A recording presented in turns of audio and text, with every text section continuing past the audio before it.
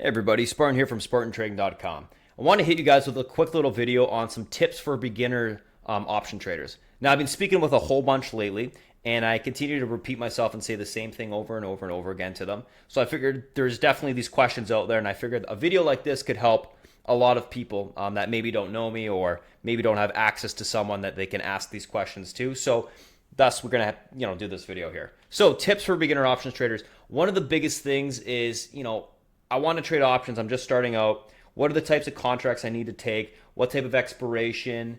What's going to be the easiest thing for me to do to make some money or learn how to trade these contracts? Now, if you're a beginning options trader, you're probably seeing, like myself or some other day trader or swing trader that is trading options. And what you're seeing is most likely, larger percentage gains from trading close to in the money and further out of the money expiration. Now, you can only really be doing that if you have a large amount of expertise in terms of technical analysis as well as options trading, knowing exactly what you're doing, because you're going to need to be very precise in regards to your entries and your exits, and you also need to be very good at risk control. Now, what do we know about new traders? When a trader starts to trade, they aren't very good at risk control. In fact, they probably don't even know what risk control is. So you have to figure out, in terms of your account size, what makes sense to risk each position. Now, the dangerous thing about options, they can go to zero very easily. If you're trading close to in the money contracts, further out of the money contracts that are closer expiration, the probability of those contracts going to zero is significantly higher than something that is in the money that is further out expiration. So what you want to focus on is vice versa. So let's talk about a couple things that I think make sense when choosing the right opportunity. First and foremost is larger cap names. So stick with names that are larger cap, names that you know. Some names are going to make more sense than others, and I'll talk about that in a second. But we want to stick with larger cap names that are basically trending the same direction as the market. So if you look at the overall market on a daily chart, if it looks like it's trending to the upside, and if you look at that individual name and it looks like it's trending to the upside as well, then that's probably a name that you would want to look at maybe taking some options on. Again, this is for beginners to make the best choice in regards to what's going to be the most forgiving and easy thing to trade. So basically, we want to make sure that the options that you're taking, you're not fighting the overall trend of the market by trading it in that individual name. Now, larger cap names, there's a couple different larger cap names that have high betas. There's ones that have lower betas. What is the beta? The beta is the volatility of the underlying stock price. So what we want to look at is names that have lower beta.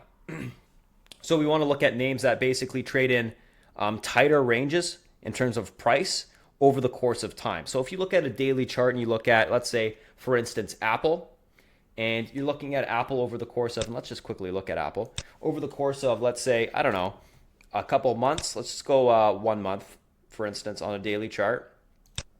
You can see that the price of Apple on the 1 month chart is, fairly tight. We're talking $125 down towards $107. I mean, this is obviously we got a little bit of volatility this month, but compared to something like, let's take a look at Nvidia, Zoom.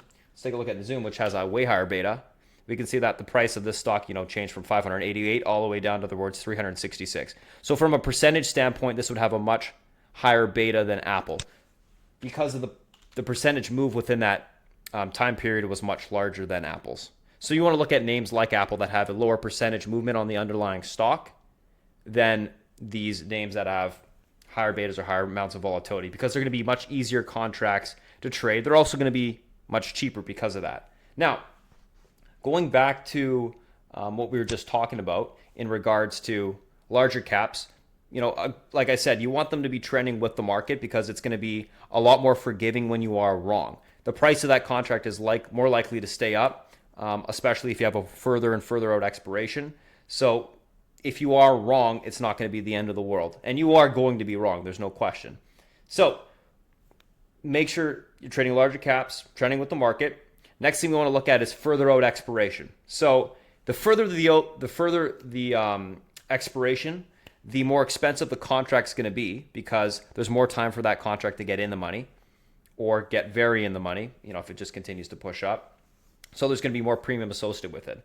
That's a good thing if you're a beginner trader. And the reason why is that premium is going to act as a cushion for you.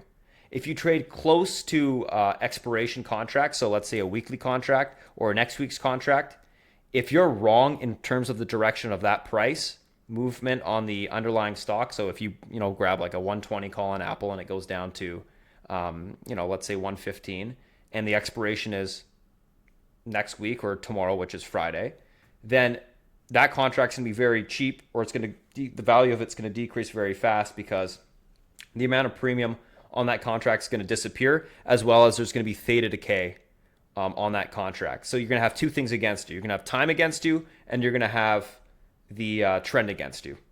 So the direction against you. What we want to do is, if you can take a further out contract, then, like I said, that premium is going to be at your cushion. So when something does pull back, you're not going to get huge percentage swings in that contract. As well, you're going to have a lot more time for that contract to get back into the money, or get back to close to in the money if it did, make a pull. So further out expiration, better for newer traders. Even if you're day trading contracts, take a 1 to 2 month out contract, and you'll see the volatility of that contract's going to be a lot less, and it's going to be a lot easier to manage intraday. This is the type of market we get big pulls and big pops intraday, and you can see that the weekly contracts, they increase huge amount percentage-wise, and then they decrease huge amount percentage-wise. But for the most part, if you're new to trading, the goal is to, make some money and learn how to do it without, basically shooting yourself in the foot, losing your entire account.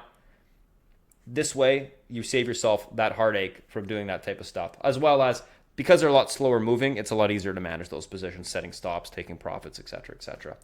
Now, the last thing I want to talk to you is closer to in the money. So the closer to in the money the contract is, the more expensive it's going to be, because it has a higher probability of working. If you take a contract that's further out of the money, it's going to be cheaper because it has a lower probability of working. Closer to in the money contracts are expensive because they have that higher probability. Out of the money contracts, or further out of the money contracts, are cheap because they have that low probability.